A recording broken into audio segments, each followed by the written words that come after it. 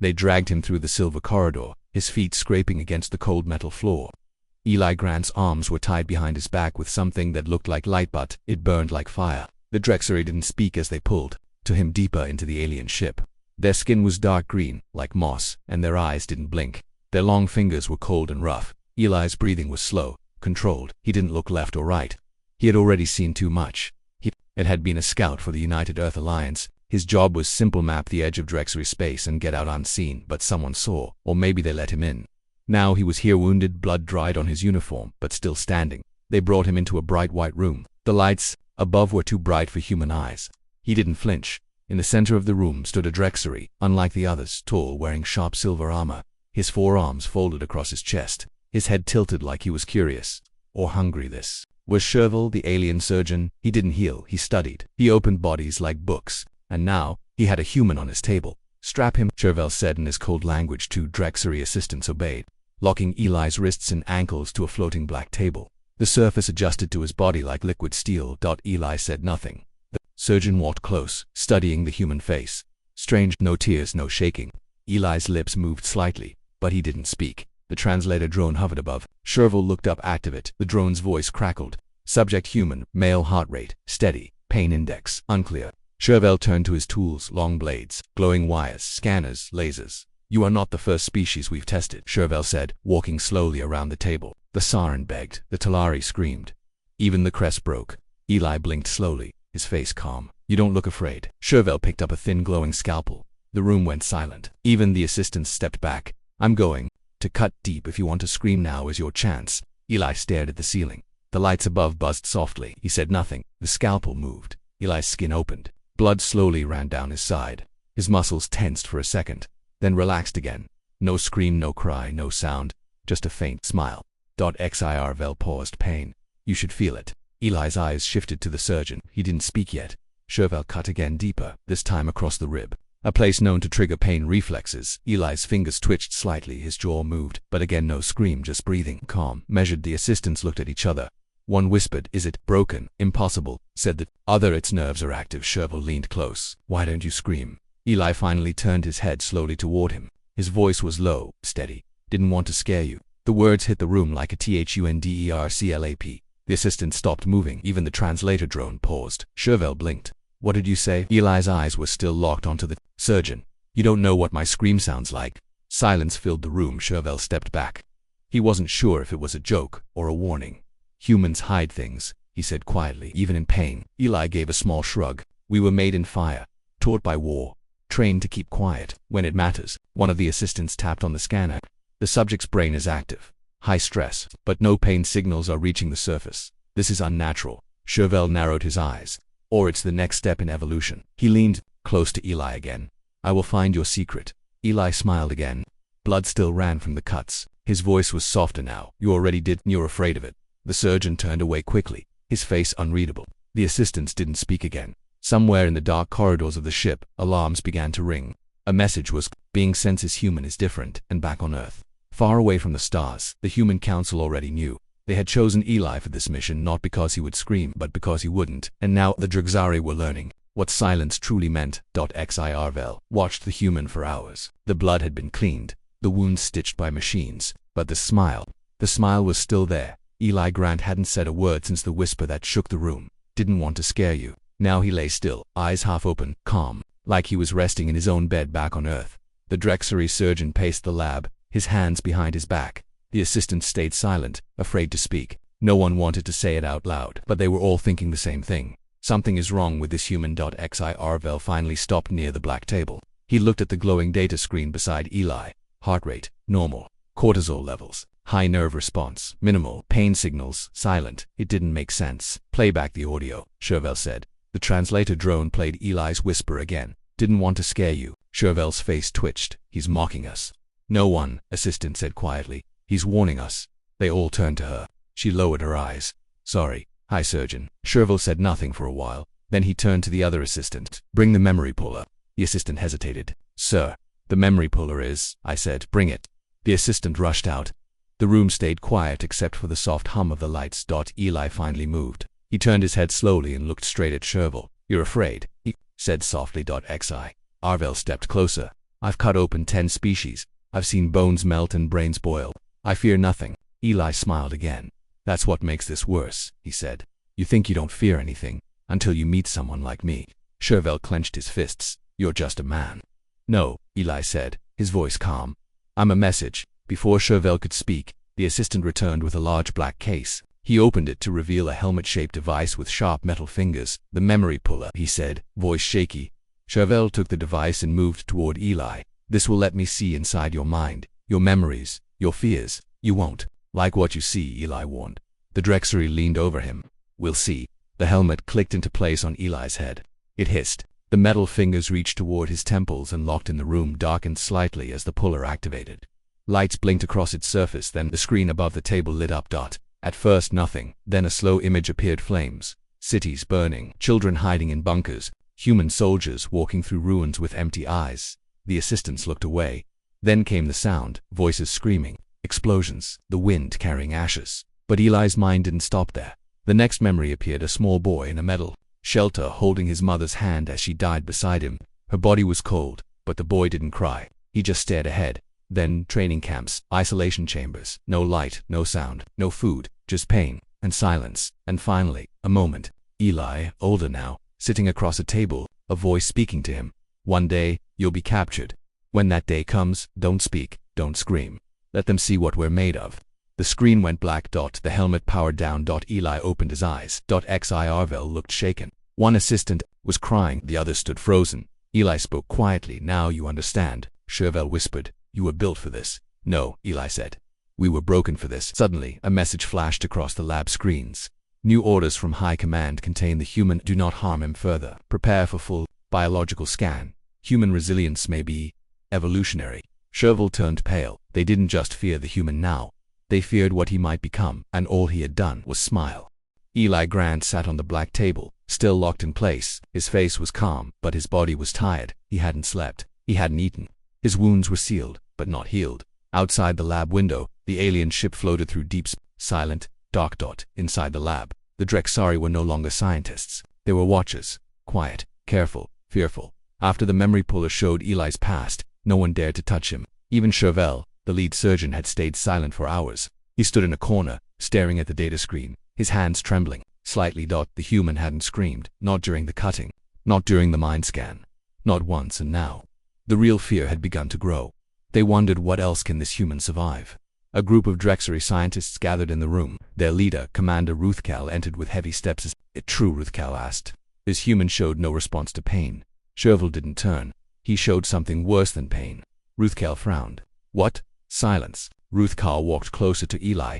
You were trained to endure torture. Eli looked at him slowly. No. Then how? I've already lived through worse. Ruthcal's sharp teeth clenched.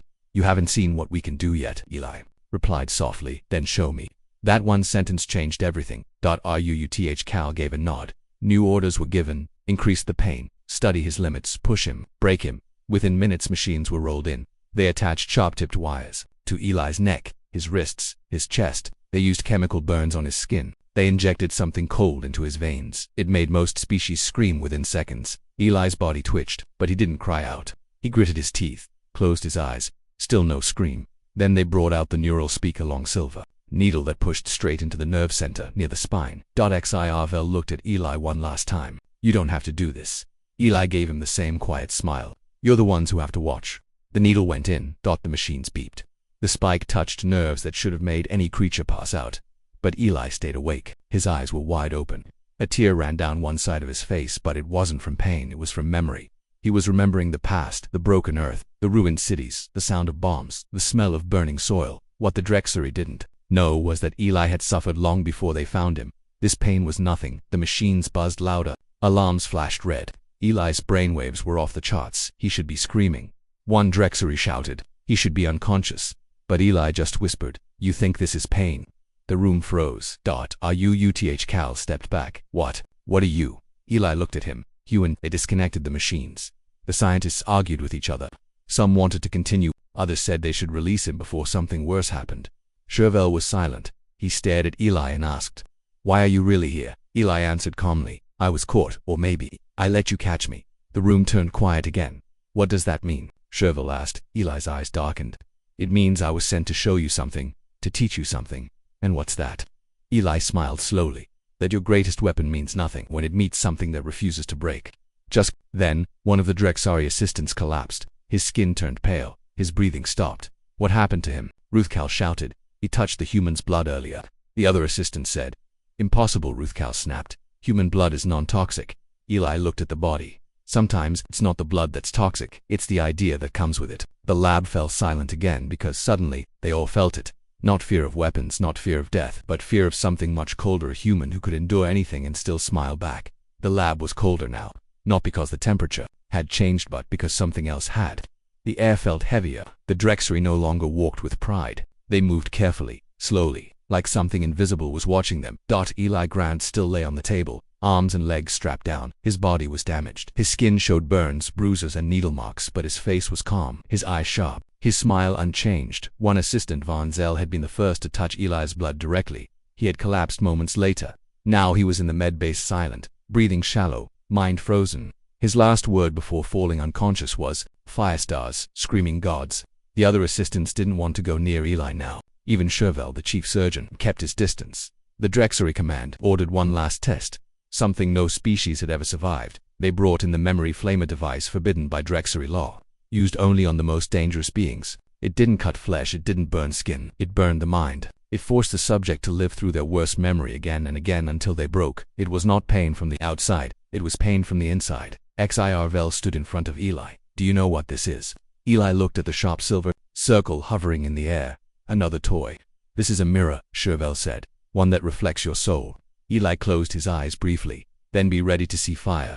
The machine activated. A bright blue light covered Eli's face. His eyes locked open. His body stiffened. The lab screen showed what he saw. A city on Earth in ruins, civilians running as bombs dropped, a child hiding under a collapsed building, fire falling from the sky, screams all around, a boy clutching his dying mother's hand. Then the memory restarted. Same scene, same fear, same death, again and again. But Eli didn't cry. He didn't shout, he just stared. Then, the screen began to flicker. Not from error, but from something else. New images started to bleed in. Not just Eli's memories, but something darker. The Drexari watching the screen began to see flashes of themselves dead. Their world burning. Their people begging for help. "What is this?" One of them shouted. "It's not his memory anymore." Another said. Suddenly, one assistant dropped to the floor. He covered his head, crying, screaming, "Make it stop, make it stop." Chervel rushed to shut down the device, but the controls sparked. The machine was overheating. Eli's body shook, but not from fear, from rage. He spoke with a low voice. "You wanted my memories. Now take them." The light from the machine exploded in a burst of heat. The lab screens went black. Smoke filled the room. When the lights returned, Eli lay still. The machine was destroyed. 3 Drexari were unconscious. One assistant was bleeding from the eyes. Only Chervel stood, stunned. His hands were shaking. He looked at Eli. "Burned the device." Eli turned his head slightly. "No, you did. I just let you inside." Chervel's voice trembled. "What are you?" Eli looked at him, his voice quiet but clear. "I am everything you never wanted to understand." Back on Drexari High Command, the report was sent. The human does not resist. He reflects. He does not suffer alone. He shares the pain. And the pain grows. The council debated whether to terminate him. But one old Drexari general said softly, "If one human can do this, what will happen when more of them come?" Eli, alone in the lab, smiled again. They tried to break his mind, but instead he burned theirs. The lab was no longer quiet. It was broken. Machines lay in pieces. The memory device was burned. 2 assistants were gone, taken to recovery chambers in silence. No one spoke of what they saw inside Eli's mind. The Drexari were not used to fear, but now fear walked with them like a shadow. Eli Grant still lay on the table, barely moving, but his presence filled the room. Chief Surgeon Chervel had not slept in 2 days. He stared at the human's latest scans, trying to understand, trying to find the truth beneath the skin, but nothing made sense. Eli's body was damaged, wounded, but it refused to break. He had burns, cuts, stress in every organ, yet his brain was calm, his nerves were active, his heart beat like a quiet drum. No panic, no crash, just stillness. Chervel called in a genetic analyst, Drellman, a Drexari biologist who had studied dozens of species. Dr. Ellman scanned the human's blood again, then ran deeper scans down to the DNA, and he froze. "This can't be right," he whispered. Chervel leaned over. "What did you find?" Drellman's voice was shaking. "There are hidden codes in his genes. Human DNA modified, something ancient. It reacts when touched by stress, pain, or Drexari energy." "You're saying he's engineered?" "Nope. Drellman said. He's not a weapon, he's a warning system. A message built into flesh. Sherville looked at the screen. The DNA strands were glowing under Drexari light. It was made to be captured, Drellman said. Made to survive this. Made to be seen. Eli suddenly opened his eyes. You're getting close, he said quietly. Sherville stepped forward. Why are you like this? What did they do to you? Eli didn't blink. Nothing. You lie. Eli shook his head slowly. I told you. We were broken first. Then we trained ourselves never to scream, never to give you what you want. Drellman leaned closer. But your DNA, these codes, they're not natural. Where did they come from? Eli answered softly. From the ones who didn't survive. The room fell silent. Eli continued. Before me, there were others. Test subjects, soldiers. Some screamed, some died, but each one left something behind. Their pain changed us. Their will shaped us, Sherville whispered. You carry the memory of your dead. Eli nodded. And their silence. Drellman turned to Sherville. If one human can carry this much pain without breaking, how many more are out there? Eli's voice dropped. You think I'm rare? Sherville stared. You're not. I'm just early, Eli said. Then came the sound, soft, distant, but clear. The lab's external alert system. A human signal. Approaching. Fast. Elmon checked. The feed. 3 ships, Earth-built, moving toward our sector. Sherville whispered. They came for him. Eli smiled. No, I told them not to. Then why are they here? Eli looked straight into Sherville's eyes. Because now, you've seen what we are. The lab lights flickered. The Drexari ship's systems began to respond strangely. The air grew thick. The gravity shifted. Eli's body started to glow faintly. Not bright, not violent, but alive. The hidden DNA was reacting to the ship's core energy. Something ancient was waking up, Eli whispered. You should have let me die. Sherville and Drellman stood frozen, watching the impossible. This human had not just come to survive. He had come to be seen, to be studied, to plant a seed of fear, and now it was growing. The lights in the lab flickered again, but this time they didn't come back on. Red warning lines flashed across the screens. The Drexari ship shook, slightly small at first, then stronger, as if space itself had changed around them. Eli Grant was still strapped to the black table, but he was glowing now, soft golden light rising from under his skin like embers from a hidden fire. The glow wasn't violent, it wasn't dangerous, but it made every alien in the room step back. Chief Surgeon Sherville looked at him with wide eyes. What is this? What's happening to you? Eli's voice was calm, still soft, still human. You pulled too deep. Drellman, the genetic analyst, stared at the bioscan in disbelief. His DNA is reshaping. It's reacting to the Drexari systems. It's connecting with our ship. Suddenly, outside the lab, the Drexari guards started to panic. The ship's main lights went dark. Emergency sirens cried out in a low warping sound. From the windows, a glow appeared, not from Eli. From space. 3 human ships floated in the darkness. Outside their engines were silent. No weapons fired. No weapons fired. But something was coming from them, an energy field. Invisible yet heavy, pressing against the Drexari ship like a wave.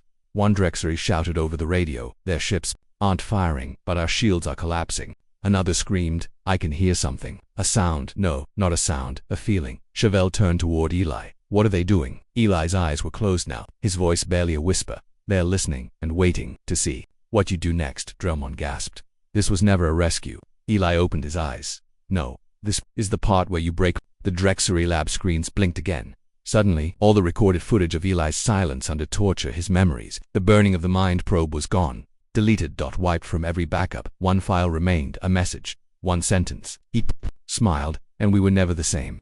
Across the Drexari fleet, fear spread like fire. They had tested the human, cut him, burned him, broken every law of science and war.